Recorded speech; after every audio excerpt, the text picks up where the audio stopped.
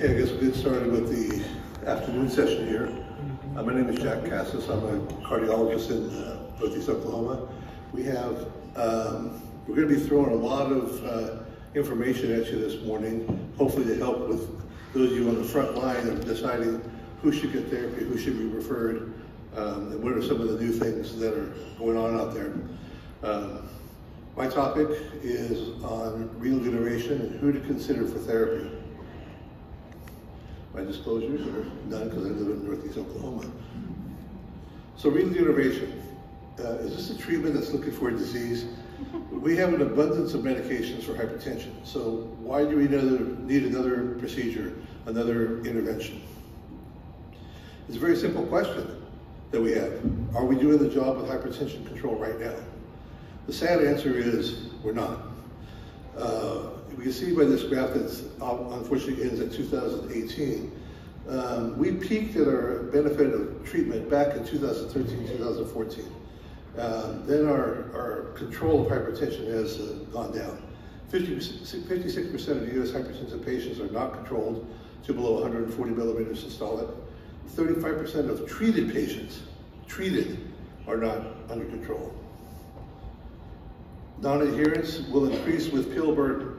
If you have a patient that's taking 6 or more medications, almost 80% of them will be non-compliant with that regimen. Looking at the relative risk, and I want you to remember this slide because it's going to come up a little bit later in this talk. Just by reducing the blood pressure by 5 millimeters of mercury, reduces major cardiovascular disease by 10%, stroke by 13%, heart failure 13%, ischemic heart disease 8%, and cardiovascular death by 5%. It's even a bigger jump with a 10 millimeter drop. So why do we have this new, I put that in quotes, interest in renal degeneration? Well, renal degeneration is not new. It's been around since the 1940s and 50s. Two surgeons, Smithwick and Thompson, were doing open denervation, which was extremely successful.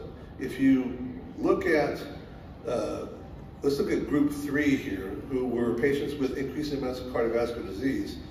The drop in, or the increase in percent survival was significant. The problem was open sympathectomy had an incredibly high risk. So because of the risk, the procedure was abandoned.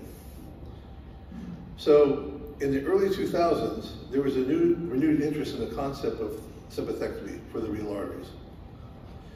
The renal nerves generally sit within 8 millimeters in the arterial wall in a circumferential pattern, mostly concentrated within 4 millimeters. The density is in relation to the artery, increases as one travels distally in the artery. This is a change in thinking from back in the early 2000 teens. It was felt that renal degeneration, you had to hit the nerve at the ostium of the renal artery in the superior portion. Those procedures would take 45 minutes to an hour per kidney and didn't really work. As far as the renal nerves, we see the pictures here where the concentration is actually more distal. So the focus then became looking at how we degenerate distally in the renal arteries. Sympathetic system has both efferent sympathetics and afferent sympathetics. This particular procedure degeneration is going to affect both routes. Effects of increased sympathetic tone, we all know, increasing acidosis, inflammation, endothelial dysfunction, angiotensin II, arterial compliance. So sympathetic tone in the renal arteries does have a fairly big role as far as long-term consequences.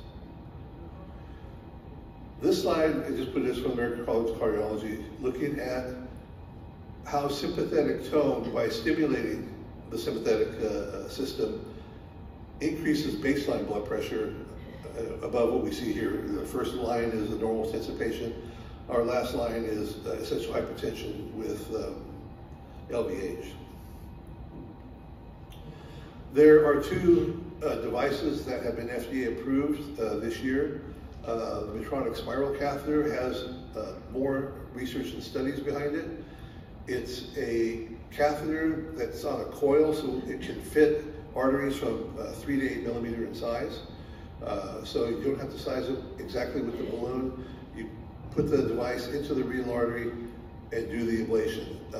The computer will figure out the impedance and how much juice so we're not frying any one particular artery or one particular segment.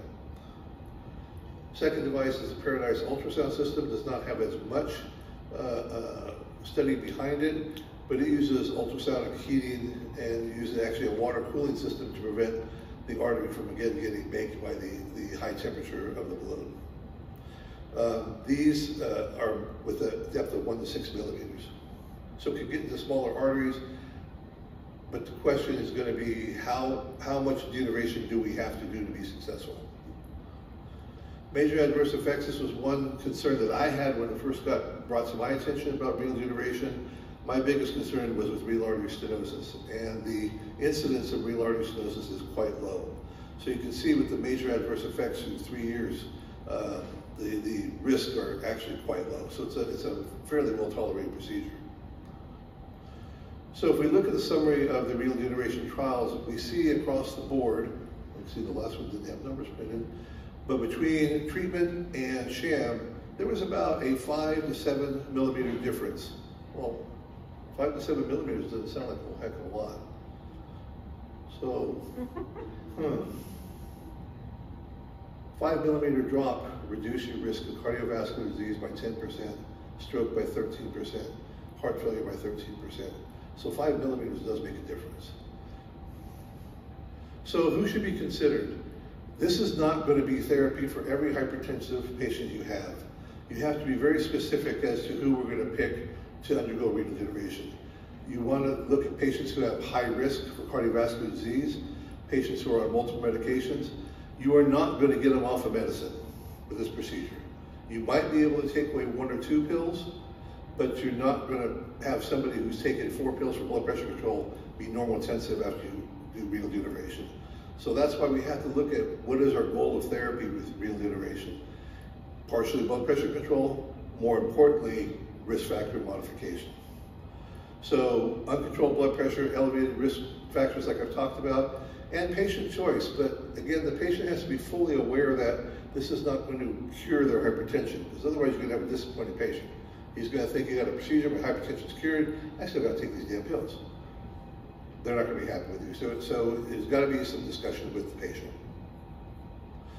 Another way to look at it as far as who should be considered, on the physician side, high blood pressure, number of medications that you know they're not going to take, patients who are concerned about their health, that had dad die of a heart attack at age 41 and they're 40 years old, they have poorly controlled blood pressure. These are the patients that are going to want to consider using this therapy.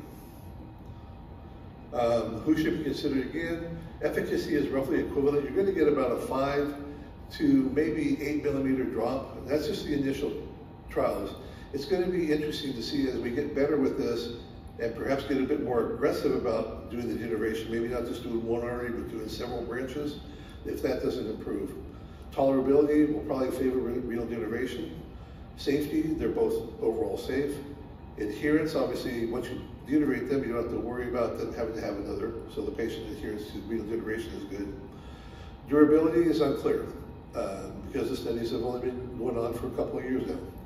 The cost is going to most likely favor medication, because right now, waiting for CMS to give a code, and the cost of the catheter, it's going to be a hard sell to your product committees right now. But I think if we present it as a risk factor modifier, as opposed to a cure for hypertension, I think we're going to get a better sell.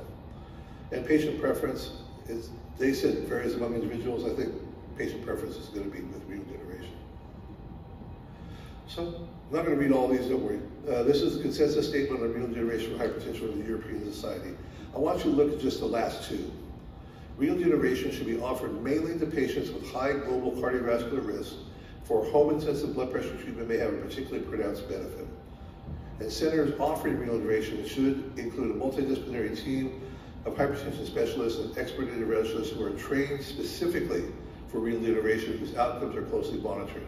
If we open Pandora's box and everybody wants to go, oh, hey, I can stick a catheter in that renal artery, we're not going to get good data, we're not going to get good results, and consequently, we may lose a potentially valuable treatment if we overuse it.